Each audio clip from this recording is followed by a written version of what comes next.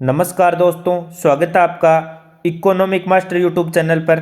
आइए दोस्तों, हम समझते हैं राजकोषीय फायर पावर टर्म क्या होती हैं।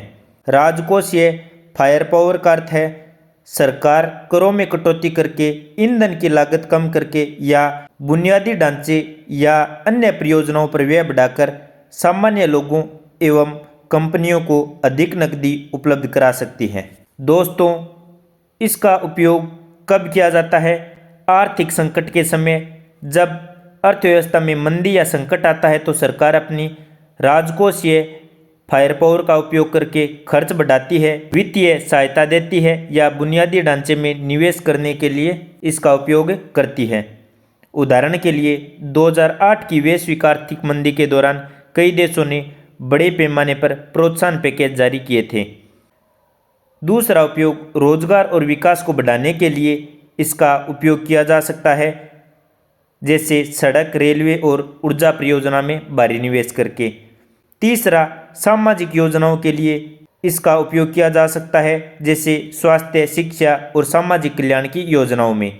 चौथा, महामारी या प्राकृतिक आपदा के समय इसका उपयोग किया जा सकता है, जैसे कोविड-19 महामारी के दौरान सरकारों ने राहत पैकेज, मुफ्त टीकाकरण और अन्य उपायों में फायर पावर का इस्तेमाल किया था।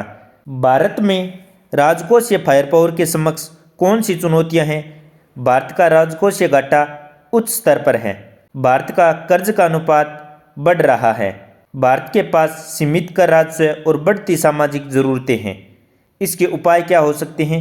आर्थिक सुधारों के जरिए टैक्स बेस को बढ़ाना, गैर आवश्यक खर्चों में कटौती, सार्वजनिक क्षेत्र के उपक्रमों का विनिवेश यानी डिसइन्वेस्टमेंट।